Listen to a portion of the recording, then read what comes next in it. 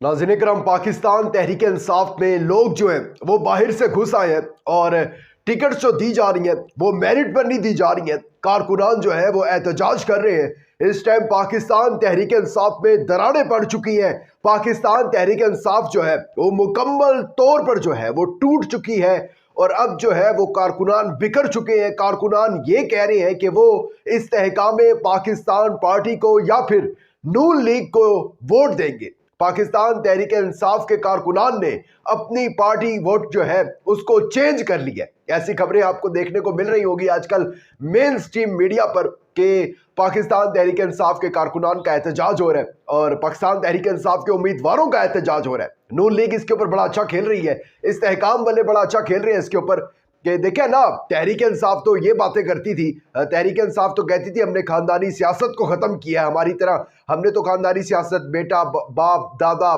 बाप फिर बेटा, लेकिन इन्होंने तो सियासत को खत्म कर दिया, खानदानी सियासत को। ना अपनी बहन को ना बीवी को बनाया चेयरमैन, एक शख्स को जो है वो पार्टी का चेयरमैन बना दिया। ये देखे है ना, ये देखे अब जो है वो उम्मीदवार अब आकर एहतजाज कर रहे हैं।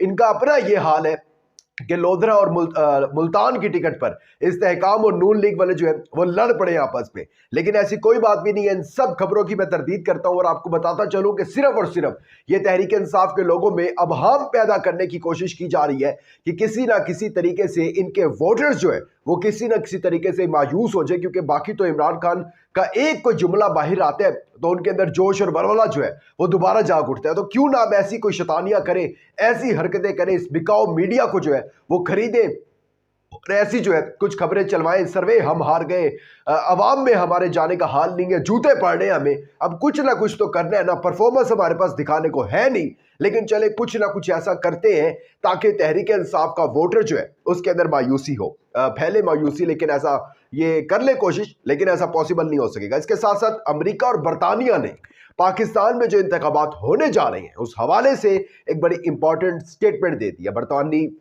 हाई कमिश्नर की बैरिस्टर गौहर जो कि चेयरमैन पीटीआई है, उनसे मुलाकात भी हुई है। इस हवाले से आपको बताना बड़ा इंपॉर्टेंट है। और इसके साथ साथ इमरान खान पर जो साइफर केस में इमरान खान को जमानत मिली थी उसका तहरीरी फैसला जारी हो चुका है और उसका फायदा क्या होगा और क्या इमरान खान जेल से बाहर आ रहे हैं या नहीं, इस हवाले से बात करते हैं। लेकिन आगे बढ़ने से पहले चैनल को सब्सक्राइब करके शुक्रिया का मौका दीजिएगा, वीडियो को लाइक और शेयर लास्ट में कीजिएगा। नाज़रीन करम, सबसे पहले मैं बाकी आपको भी खबरें बताता हूं, लेकिन एक खबर जो है सबसे मैं कहता हूं कि मजेदार सी, और सियालकोट में जो एक शख्स है जिसके चेहरे पर कभी स्याही गिराई गई थी, खैर मैं उस चीज को भी नहीं समझता कि वो अच्छी चीज थी, लेकिन उनके करतूतें उनकी ऐसी है ना।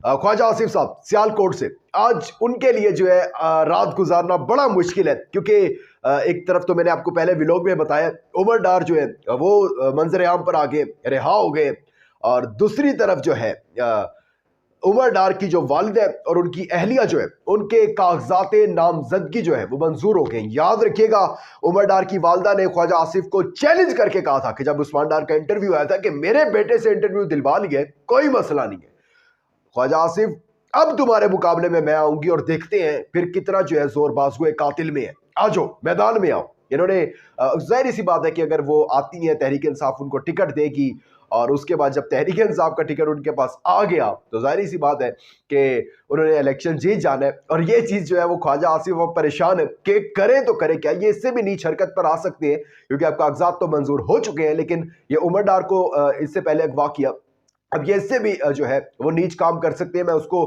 बयान नहीं करना चाहता, लेकिन मैं पहले भी कह चुका हूं कि पाकिस्तान तहरीक इंसाफ के जितने भी लोग हैं उनको 8 फरवरी तक चीफ जस्टिस के मुताबिक इंतखाबात तब भी होने हैं, पत्थर पर लकीर है, तब तक जो है वो इनसे बच के रहना है। सिस्टम जो नवाज शरीफ के आगे लगा हुआ है और आपके पीछे, आपने उस सिस्टम के आगे लग जाना है किसी तरीके से, उससे बचते रहना है सिस्टम से। इसके साथ साथ अमेरिका और बरतानिया ने एक स्टेटमेंट पाकिस्तान में इंतखाबात के हवाले से लग रहा है कि उनका भी ये जो है ना यही तर्ज अमल होगा। ये स्टेटमेंट दिया उन्होंने बांग्लादेश पे अभी रिसेंट जो है इलेक्शन हुए और वहां पर हसीना वाजिद जो है वो 5वीं दफा प्राइम मिनिस्टर इलेक्ट हुई है। एक चीज याद रखिएगा कि वहां पर ऑपोजिशन जो है वो इलेक्शन में हिस्सा नहीं लिया, उसने बाइकआउट किया, और जाहिर सी बात है कि जब ऑपोजिशन नहीं तो इलेक्शन जीत गई हसीना वाजिद साहिबा, 5वीं दफा इलेक्ट हो गई प्राइम मिनिस्टर। लेकिन इसके ऊपर जो है एक इंपॉर्टेंट बड़ा बयान दिया, अमेरिका की तरफ से एक बयान जारी हुआ है कि हम इन इंतखाबात को मुस्तरद करते हैं। मुस्तरद क्यों करते हैं? वो कहते हैं कि एक बड़ी सियासी जमात या एक बड़े जो है ब्यूरोक्रेट या कोई भी जो है टेक्नोक्रेट, ऐसे लोगों के अलावा अगर आप इलेक्शन करवाते हैं तो हम ऐसे इलेक्शन को मुस्तरद करते हैं और हम ऐसे इलेक्शन को नहीं मानते। जाहिर सी बात है कि जब अगर अब अमेरिका ने मान लिया ना माना इस इलेक्शन को, तो जाहिर सी बात है उनकी ट्रेड रुक सकती है, उनके आपस में ताल्लुकात खराब हो सकते हैं। बाकी दुनिया, क्योंकि अमेरिका जो है वो सुपर पावर है, बाकी दुनिया के साथ जो है वो बांग्लादेश के ताल्लुकात खराब हो सकते हैं और बड़ा असर पड़ सकता है इस चीज़ का। अब यही चीज़ जो है पाकिस्तान में हो रही है। पाकिस्तान में भी एक बड़ी सियासी जमात को जो है वो इंतखाबात से बाहर रखने की कोशिश की जा रही है और यही कोशिश है ना कि वो अपने निशान पर ना लड़े, उनके कागजात मुस्तरद हो रहे हैं। तो क्या अब बरतानवी हाई कमिश्नर की, याद रखिएगा मैंने इब्तिदाइये में आपको बताया कि बैरिस्टर गौहर से भी मुलाकात हुई है और इस्तेहकाम पाकिस्तान पार्टी के लोगों से मुलाकात हुई है और नून लीग के कुछ लोगों से मुलाकात हुई है और उसमें ये मैसेज जो है बेसिकली मेन स्ट्रीम मीडिया ये दिखा रहा है कि मुल्की अमूर पर गुफ्तगू हुई है, लेकिन मुल्की अमूर पर गुफ्तगू नहीं हुई, ये गुफ्तगू हुई है इंतखाबात के हवाले से। और ये मुलाकात जो है और जो बांग्लादेश में उन्होंने एक स्टेटमेंट दी है, ये आने वाले इंतखाबात में पाकिस्तान पर भी असरअंदाज हो सकता है। इसके साथ साथ इमरान खान, मैंने आपको बताया उनकी साइफर केस में जो है जमानत हुई थी, उसका तहरीरी फैसला रोबकार जो है वो आज जारी हो चुके हैं और अगर जो है इमरान खान को आने वाले दिनों में 2 या 3 केसेस में रिहाई मिल जाती है तो इमरान खान वो बाहर आ सकते हैं, जो कि नहीं आएंगे। अगर मिल जाती है तो इंतखाबात लड़ने के अहल हो जाएंगे, जो कि नहीं होंगे, क्योंकि एक और केस में उनकी गिरफ्तारी डाल दी गई है, GHQ 9 मई, मैं मजम्मत करता हूँ 9 मई की, और उस केस के अंदर ऑलरेडी इमरान खान की गिरफ्तारी डाल दी गई है ताकि इमरान खान साहब जो बाहर ना आ सके। अच्छा, ऐसा मैं नहीं कह रहा, खान साहब खुद भी कहते हैं कि मुझे पता है कि इन्होंने मुझे 2 या 3 साल तक जो है वो जेल में रखना ही रखना है, हर हाल में रखना है। इंतखाबात हो भी जाए, मेरी पार्टी आ भी जाए, इन्होंने फिर भी बड़ी कोशिशें करनी है, सब कुछ मेरे पे, इन्होंने आखिरी हद तक मुझे जो है ना, इनका जब तक बस चलेगा ये मुझे जेल में रखेंगे। इसीलिए मैं अभी पढ़ रहा हूँ और उसके बाद मैं अपनी किताब भी लिखूंगा और आप तक जो है मेरे मैसेज कन्वे होंगे मेरे वुकला के जरिए, मेरी फैमिली के जरिए।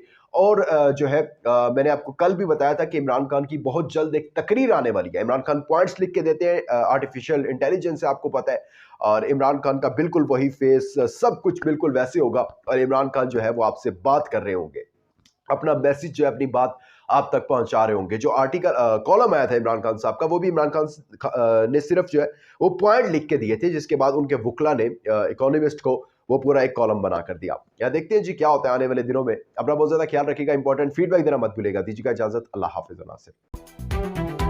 For more informative videos, subscribe our channel and press the bell icon.